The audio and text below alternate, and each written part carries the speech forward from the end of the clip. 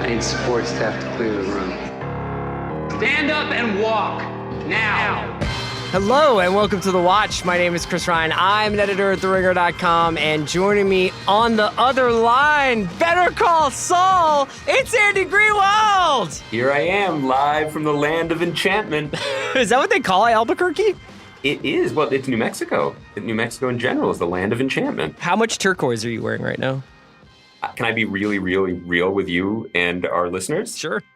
Lily and I, the director of the project, plan on traveling to Santa Fe this weekend to attend the world's largest turquoise festival, or turquoise market, as I'm led to believe. We will be trading in turquoise stones soon enough. Is that that's the extent of social life down there, huh? So basically, yeah. So I'm here. I'm in an office during the week. I have not been outside since 9 a.m. And yet this weekend I will go shopping for precious gemstones, and then I will come back inside to this office. It's a nice little life I've built for myself here. How's the hotel treating you?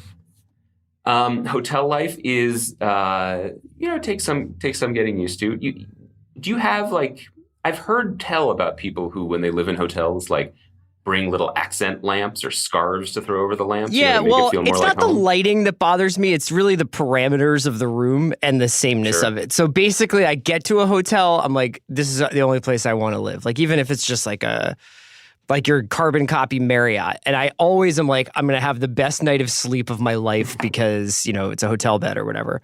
Then what inevitably happens, you have a couple of bad nights of sleep. But then you maybe get into a groove with the hotel.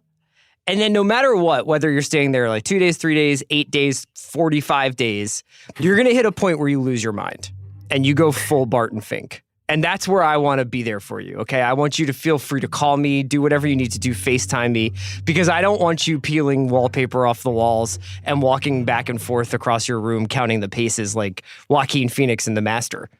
Well, first of all, I appreciate that offer. Second of all, this hotel has no wallpaper, so I think that we're going to be okay. I appreciated the subtle allusion to reality, which is that when I did check in, they said, "Looks like we have you here for 45 days." And I don't know what do you call a spit take when you haven't recently taken a drink of anything, or because you're in the desert, you can't actually conjure any spit. So you're so thirsty. But I'll say is for that you've read the script that the Briar Patch is the lead character checks into a hotel and lives in a hotel during the duration of the first season. So it is a little bit of life imitating art. And I assume there will be equally violent hijinks occurring to me sooner rather than later. Andy, on today's show, we're going to talk a little bit about Lodge 49, which is a show that just recently came out about 2 weeks ago on AMC starring Wyatt Russell. And we're going to talk a little bit about the third season of Insecure, which just started on Sunday. Was there any stuff that you wanted to talk about before we got there? Well, I think that we would be remiss recording a podcast on Thursday without paying tribute to the Queen of Soul, Aretha Franklin, who passed away. As is always the case when great, if not, I would put her with the very greatest Americans ever pass away, there is a lot of content for you to remember her by and enjoy. There are pieces on The Ringer. I know I loved some pieces that have been on The New Yorker today. I don't really have anything to add other than it just seems, one of the greatest Americans of our lives and maybe in history is gone, and it just feels momentous and worthy of note, right? I don't think I have any particular Aretha stories other than just being dazzled and constantly and assuming that she would just always be there, like redwood tree, it's that's really my only reaction. Yeah, she's definitely a pillar of that century of pop music in the same way that Bowie and Prince were. I think that the one thing that I always think about when someone like this passes away, I thought about this with Bowie, and it's just that when an artist can transcend industrialization, when you can be so deeply, deeply familiar with the sort of upper echelon, most popular hits of an artist. So if you've probably unintentionally heard "Think" 1,000 times in your life, if not more, right? But that you can still hear that song or other songs by Aretha Franklin and be completely transported and blown away and by her voice and by her command of pop songs. It's just, it really is a testament to the sort of indescribable power of music, isn't it?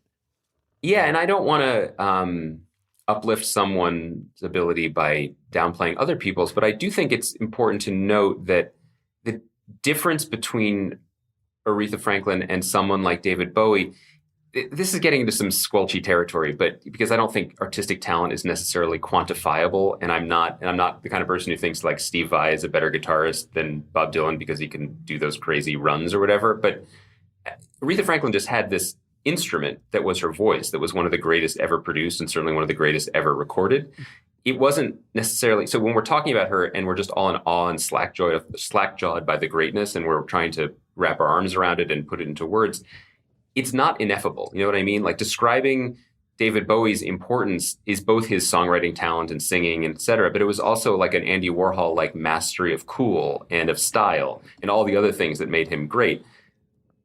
Aretha was just, it's like a force of nature what she was able to do, you know, and I think maybe that's, certainly I'm faltering in finding words and adjectives to describe it, but I think that that's why this feels more almost elemental. You know, there is no case to be made. There's really just, the late 60s, early 70s silence. Atlantic stuff is about as good as like American music can get. You know, I mean, not even like doesn't matter whether you're saying American music or not. Like, it's as good as pop music could get. It's like as good as soul music could get. Those records like "This Girl's in Love with You," are just you can't. There's not a bad note on the whole thing.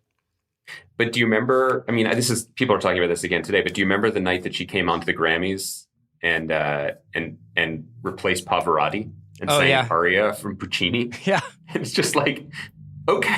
I mean, can you imagine? I don't even know what is a analogy for someone doing that, like stepping in at the last minute and doing something that you don't normally do, that is considered to be the hardest thing that you could do in your field. It would be like Michael off. Phelps diving, I guess. You know, it'd be like Michael Phelps winning a gold medal in diving with no notice, you know? It would be like Michael Phelps stepping in for Rodney Dangerfield in the last scene of Back to School and pulling off what is it? What's the name of that dive? The triple, quadruple Lutz? What is it? Yeah. And anyway, I am also, by the way, for all the adulation that is correctly being given to her classic work, I'm even seeing some love for Who's Zooming Who. Obviously, the Blues Brothers is important.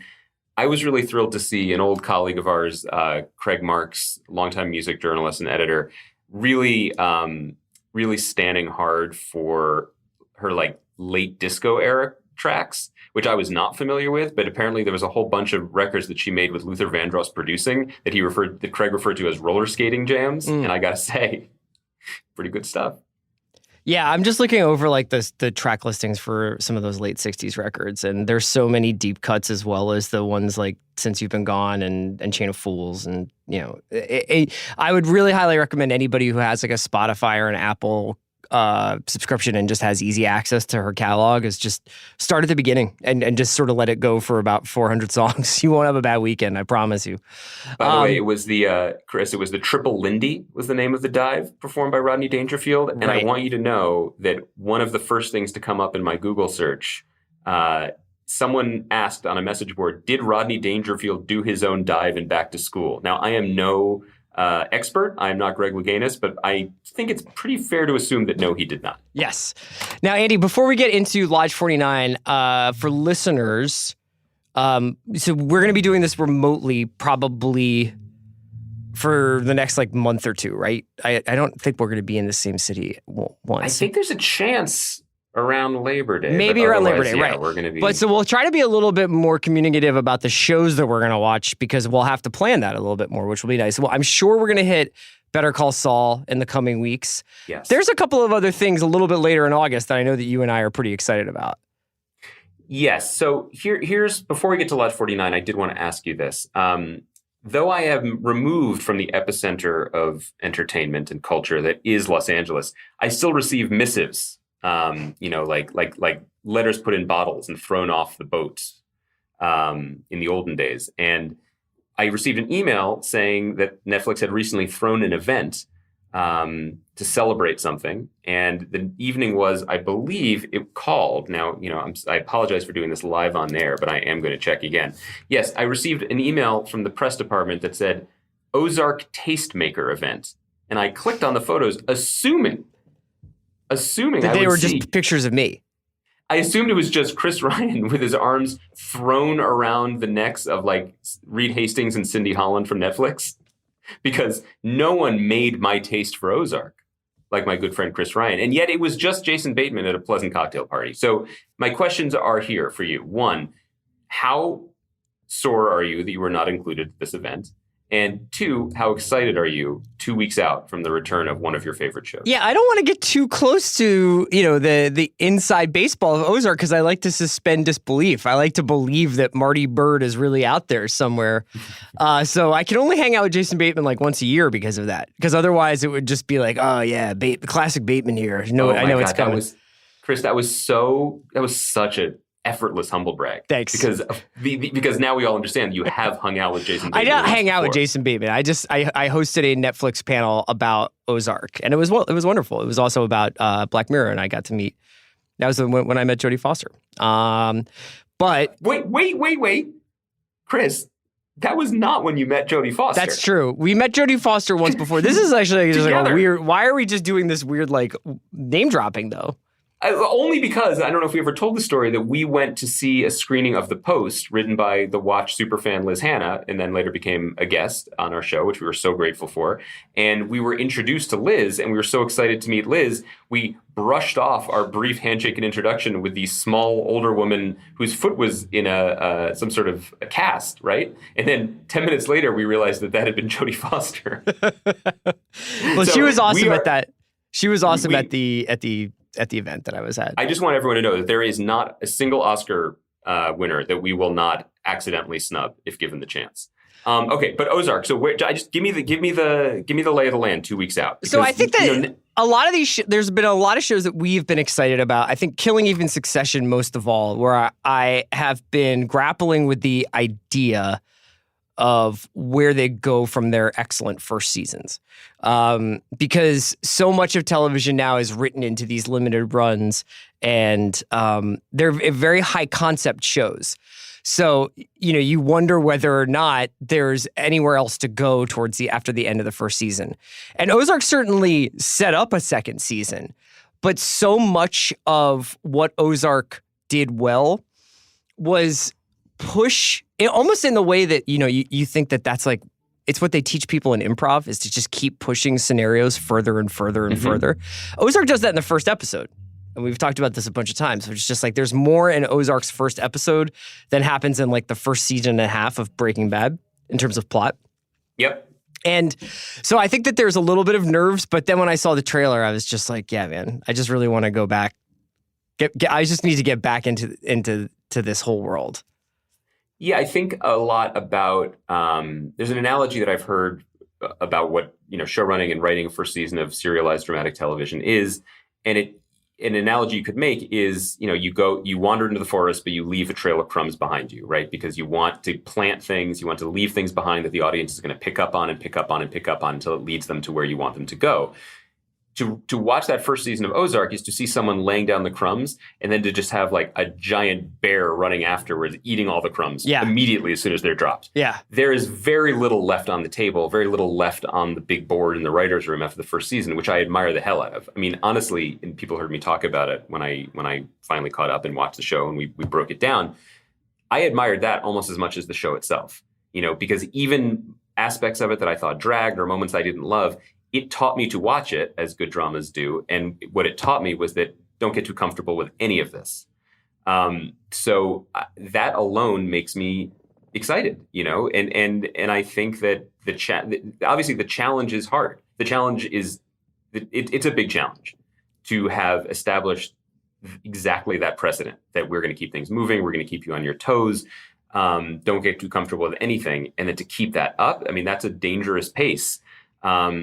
I would not be surprised if we saw some elements or aspects of slowing down a little bit. Yeah, but at the same time, I think that there's a part in which after the show has been put out into the world, and this is sort of the funny thing with Netflix, where these things get created all at once and then dropped all at once, and there's not a lot of that feedback loop that some TV shows actually thrive off of, whether it's Lost or what have you. I think actually after seeing Ozark go out into the world and process it and knowing how to do what they're doing, I'd be curious to know whether or not there are some elements of the show that get optimized and that they do better. You know what I mean? So I'm really excited for it. There's that. There's Jack. Wait, before you move on, I have one more Ozark question. Do you have a dark horse MVP candidate for season 2? Is there a member of the cast that you particularly enjoyed in season 1 that maybe was in the margins and you think is ready to step up? That's a great question, Andy. I love Thank you. Look, I have a lot more time now that I am temporarily without a family and living in. By the way, I was corrected. I have to stop calling it the desert. This is the high desert. And the difference being the elevation. It's not because of the meth. I'm going to stop making those jokes now that I live here. It is because of the elevation, which rivals Denver. And when someone told me that, I immediately told them to never tell me that, because I'm not the kind of person who needs facts to be convinced that he's having some sort of like oxygen related deprivation event. Like I don't need, I already have like an oxygen mask just in my cart on Amazon. So we're cool. I hope I bought you enough time to answer that question. No, if I have to pick somebody from the second season, it's Janet McTeer, who is routinely just like an incredible fifth hitter, like in the lineup on any British crime show you've ever seen. And just like routinely is just it's just like an incredible actress, but does a ton of TV. And it's just really exciting. She's going to be a Chicago attorney that shows up on the second season of Ozark. So I'm really, really excited to see her on it. I'm excited. So do you have some other things that you we've got Jack Ryan, which I think we're both very curious to see. And then there's another one that the trailer just dropped for it.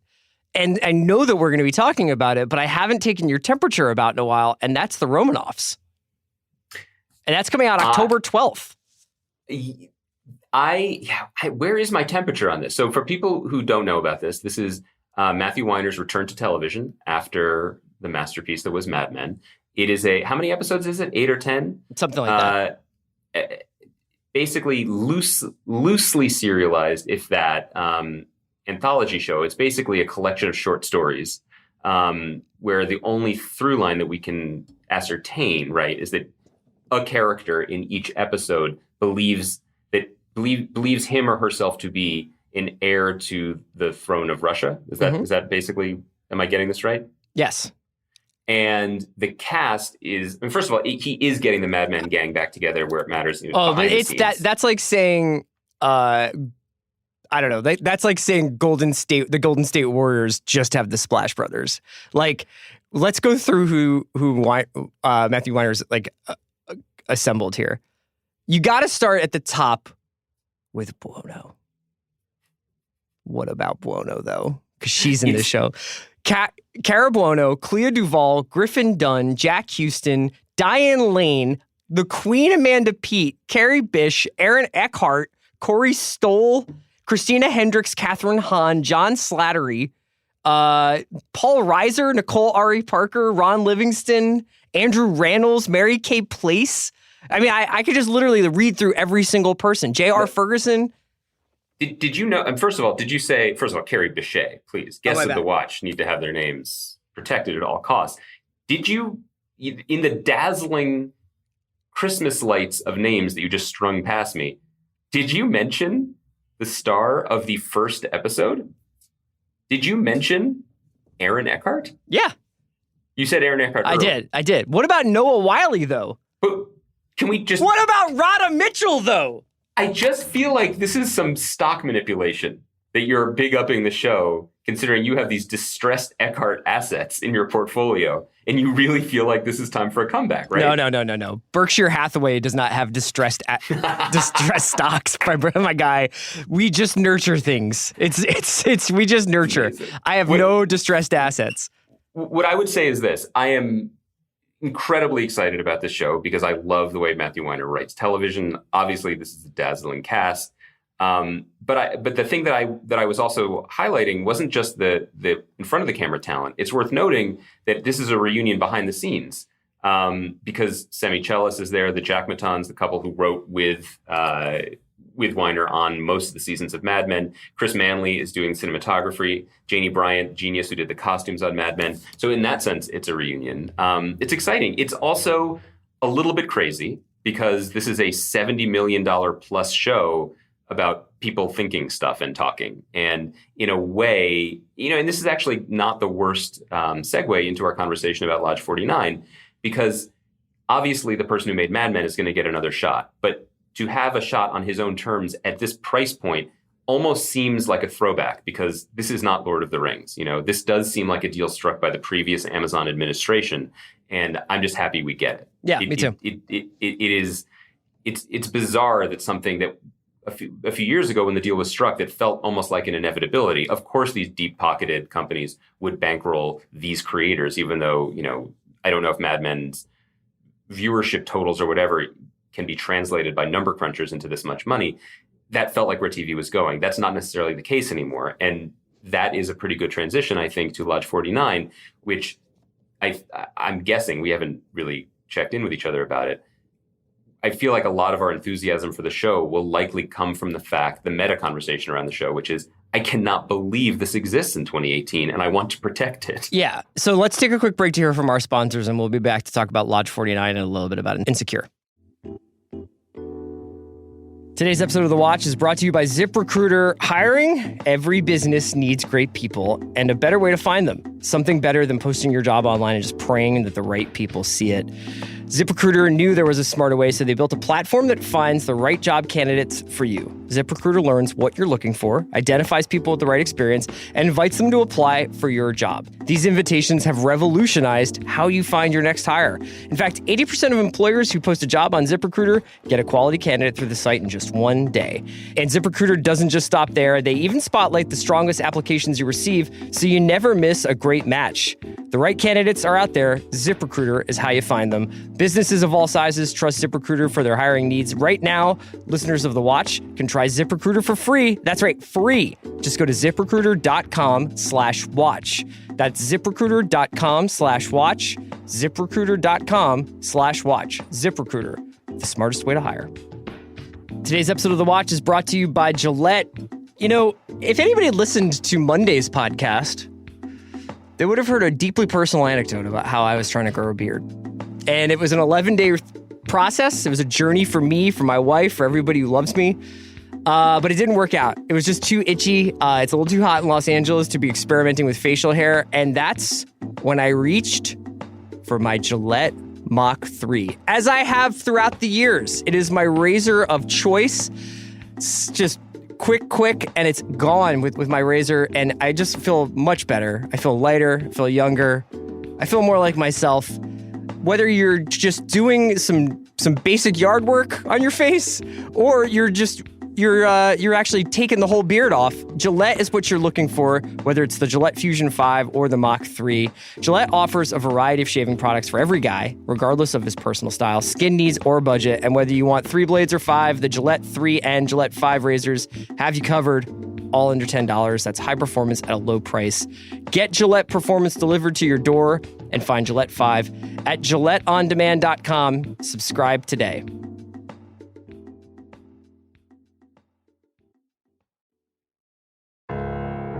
Andy, we are back. Let's set the scene a little bit. So I don't know. I just took a snap poll in the office, and only the truest TV heads like Allison Herman and a couple other folks knew about this show. But so maybe our listeners don't know. It's a show on AMC called Lodge 49. The title is a kind of winking reference to Thomas Pynchon's The Crying of Lot 49. And I would say that the show sees itself, I think, as being a creative or cultural descendant of Thomas Pynchon's works. Mm-hmm. It's full of symbolism and allegory, and also strange humor and strange set pieces and strange reference points. And it's a collection of people kind of at loose ends, but maybe not in knots quite. And I think, obviously there's a tension that sort of is in any drama. There's tension that develops over the course of a few acts. But for the most part, this show is coasting down the Pacific Coast Highway with its foot kind of off the gas, just like letting the breeze blow you down there. And it's set in Long Beach and stars Wyatt Russell, who you may have seen in Everybody Wants Some, and is in the upcoming Bad Robot movie Overlord, and was in the great playtest episode of Black Mirror. He plays this kind of surfer bro named Dud who lives in Long Beach and is kind of licking his wounds after a couple of really tough breaks in his life, losing his father, having an injury while on a surfing trip in Nicaragua. And he lives with his twin sister, Liz, and they're just trying to kind of make ends meet. And Dud finds a ring on the beach, and the ring is it belongs to a sort of fraternal order, a lodge called the Lynx. And he tracks this place down, and he kind of gets involved with this cast of characters of people who are members of this order. And I don't know. So why don't you give me your first impressions, and then we can just kind of go back and forth.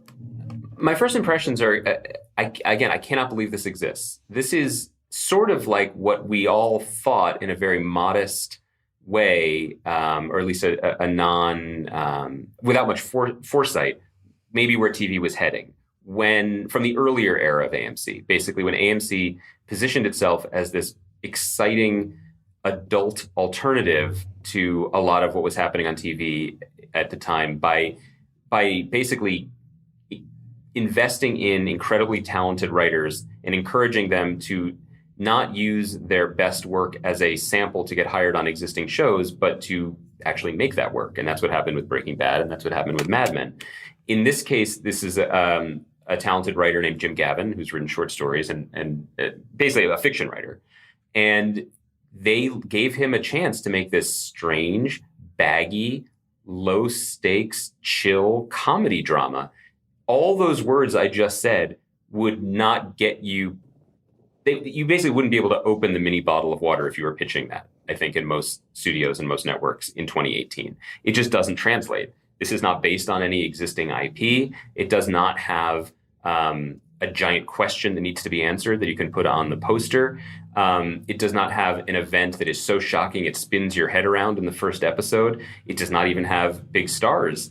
And what it does have, though, is a very, very, very specific point of view, a deep sense of what it wants to do and how it wants to do it. And this is my favorite part, of course, what appears to be a very sincere and non-judgmental interest in characters from a segment of society that TV has generally kind of lost interest in, which is people who work jobs and have other issues, but don't kill people or fight zombies or turn into vampires or they're not looking for the one ring, even though there is a one ring that starts this thing.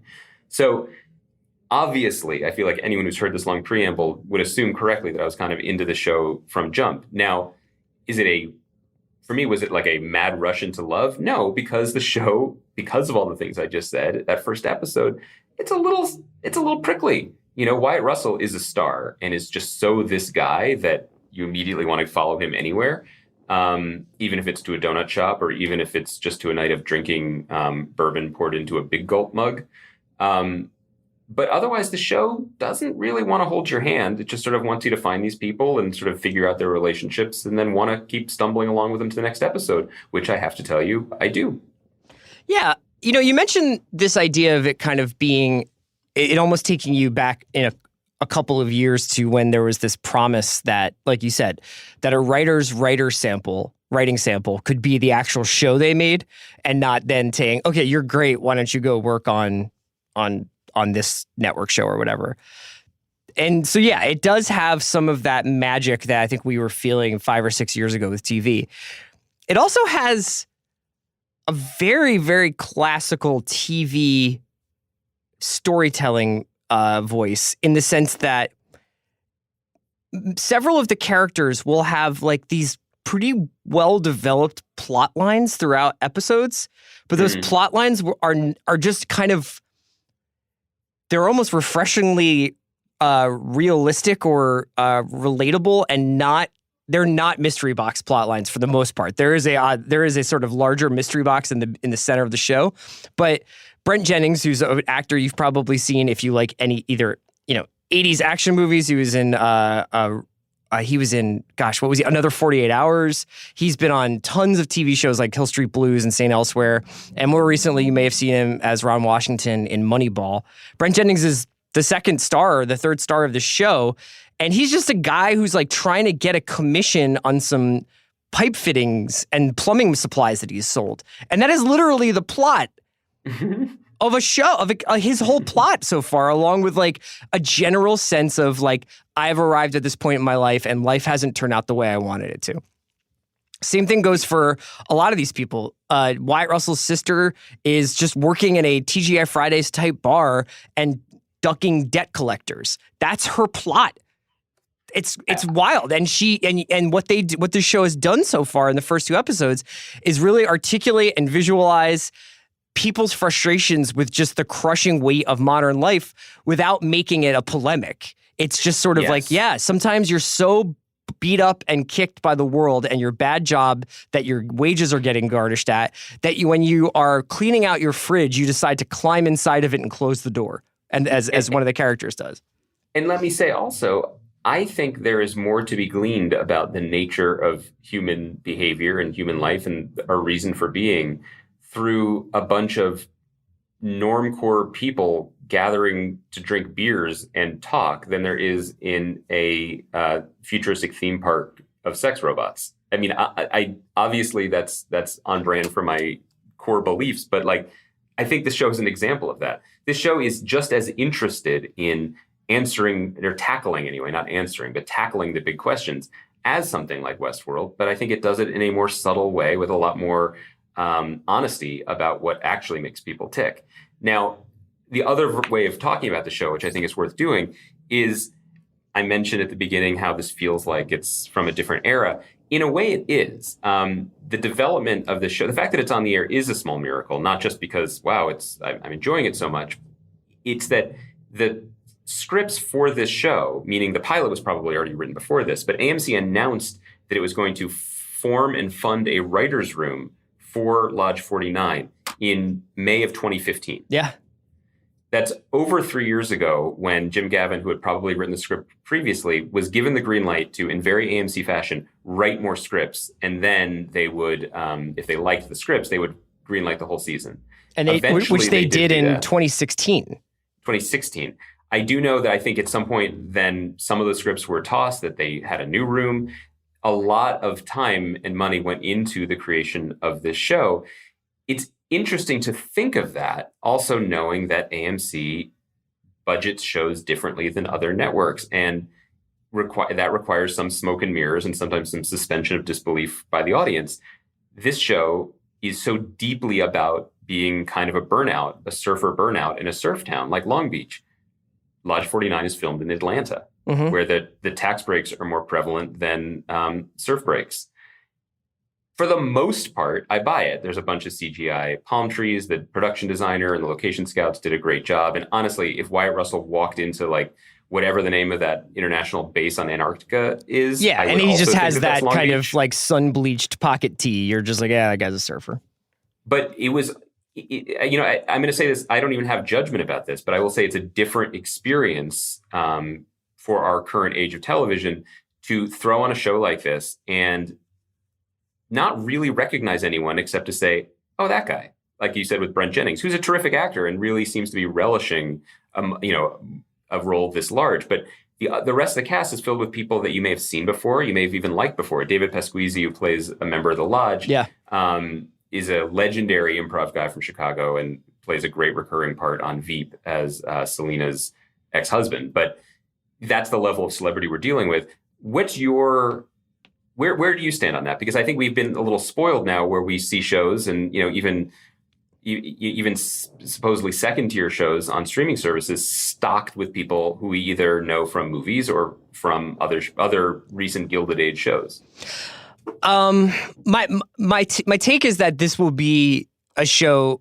I hope it doesn't go down like Terriers, where it's a show that people adore, but just ultimately doesn't have the wattage to keep it afloat. And I don't even know if this is a show that that AMC ever planned on making more than one season of. I think I'll flip what your question is, and my answer will be the reverse, which is Wyatt Russell's just kind of like a star. And it is rare now because usually what happens is you have like a Reese Witherspoon or somebody, obviously she's one of the most famous people in the world, but somebody like within the same area code as Reese Witherspoon, and they're brought into a TV show, and you're just kind of like, well, man, Woody Harrelson is on this show or something. it's rare that you see somebody who you catch on the way up, I guess is what I'm saying. You know, maybe not even since, I haven't really had that feeling since Friday Night Lights, where you saw we saw like Taylor Kitsch on Friday Night Lights. You're like, this guy's going to be famous, you know? Wyatt Russell is arguably somewhat famous right now, and Lodge 49 won't make him very famous. But when you watch him and you watch what he does with this part, and he has to do a lot. He has to basically be the dude, but he also has to be Tom Cruise at some points. He has to turn to a room full of people and make a really sincere statement to move the show along. And he has to say, like, I feel like an outsider out in the real world, but when I'm inside this place, I feel like I'm a part of something and I understand things. That's a hard thing to pull off and not make it seem stupid. But I just think that he has a certain quality and a certain likability and a certain he's just very, very, very magnetic in his loping around. Do you know what I mean? Oh, totally. I mean, for people who don't know, this guy is the son of Kurt Russell and Goldie Hawn, and he seems to have somehow inherited the best characteristics of each of them. There's something like very earnestly early McConaughey about him in an appealing way. He's just a star and he lights it up. And the show's worth watching for him alone, even though everyone else is quite good. The last thing I want to say about it, because I think this show is fascinating, but both for what's on the screen and what's happening and what happened off the screen, just purely from a user perspective, it's noteworthy that AMC has a over-the-top service, and they made the entire season available to subscribers of it, which I think was a good play. You could look at that and say, well, that's just the sign that they're burning it off, like, you know, when networks used to put stuff on in the summer. Sure, on some level, but I think they're also recognizing that a show like this, you need to watch a lot of to become a proportionately large-sized fan of it.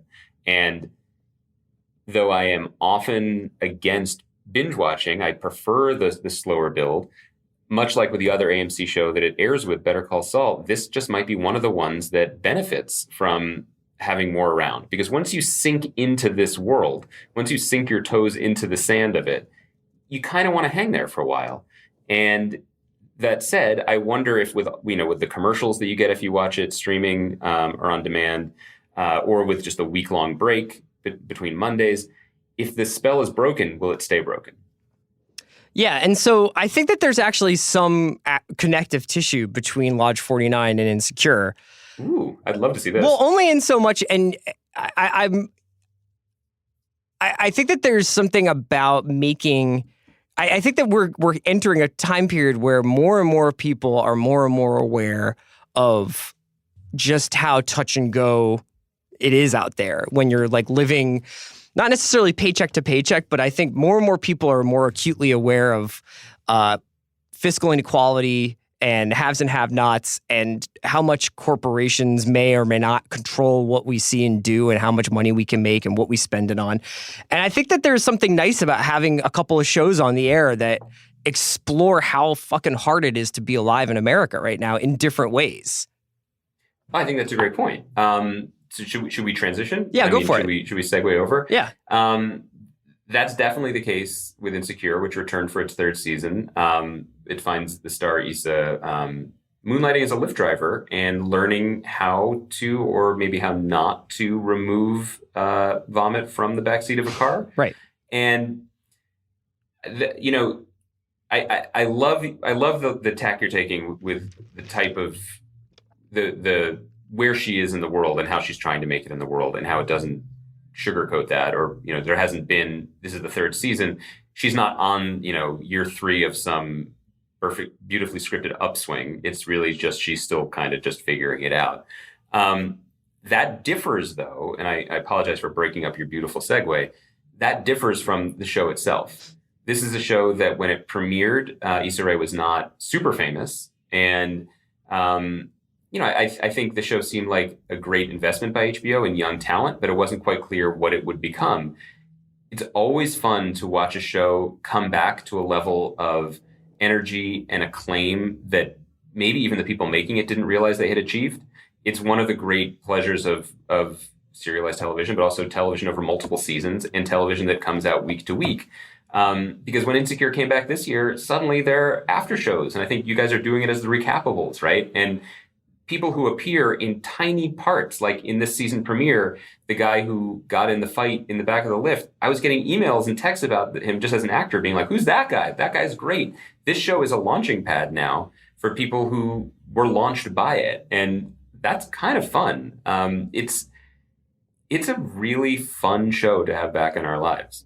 Yeah, absolutely. I think that it even like watching it this week, it was sort of like that continuation of the feeling that we were sort of talking about with Succession, where you kind of feel like there is this communal experience of watching it too, which is another nice thing that it you have with Insecure, where it's just a real like public experience rather than just like, I'm just going to privately like binge this and kind of think about Ozark.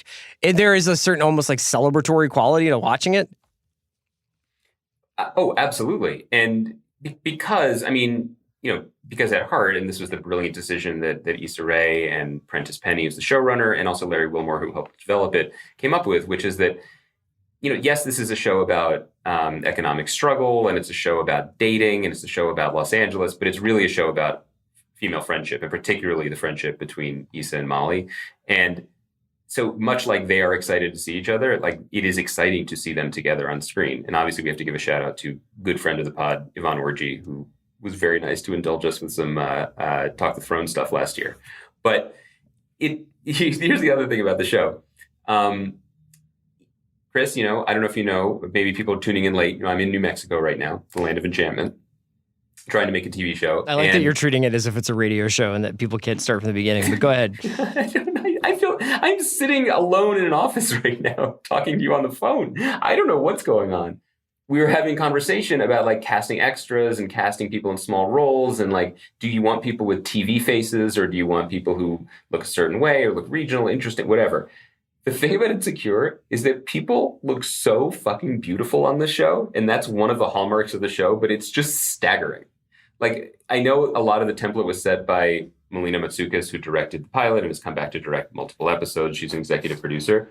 But just like rando Lyft dude is probably like one of the 10 most handsome guys in Los Angeles. Like, I don't know the talent pool that they're pulling from, but like, I would like to, here's what I'm trying to say to you, Chris. I would like to go crash on Daniel's couch. Sure. I would. I mean, I don't know what else there is to say. There is great joy to be found, I think, in a TV show that knows exactly what it is, what it's doing, and gives and steers into it. You know what I mean? Like, the show has great humor, it has great heart, it's very smart and incisive about a lot of things, but it is also just serving up beautiful people going on dates, which great. There's room for that, All right, so we'll probably talk way more about Insecure as we go along, and we're going to try and keep our eye on Lodge 49. Do you want to try and do Saul next Monday? I would love to get going on season 4 of Better Call Saul. Honestly, we're pausing a little bit because of you, my friend. Yeah, I know. Are you ready to go? I'm ready to grok. Come on.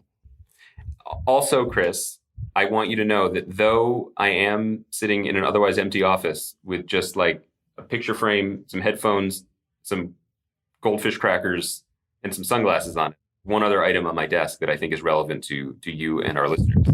What's that? It is a brand new, sharp-edged, crisp-edged copy of Robert Stone's novel Dog Soldiers. That's right. Is that the new Double Down? I mean, I haven't started it yet. It came today, but I feel like we're edging towards it. We also should say, by the way, that I think we determined off air that it was our friend Elwood Reed who mentioned it in our that's previous correct. Double Down Book Club podcast, and we were talking about James Crumley and The Last Good Kiss. But is this the one? By the way, did you know that Robert Stone's first collection of short stories was called Bear and His Daughter? Yes, I did. I sure did. That's pretty wild. That's all right, good man. stuff. I'm gonna let you go. You stay high up in the desert, and we'll talk to you on Monday. Great job, Bransky.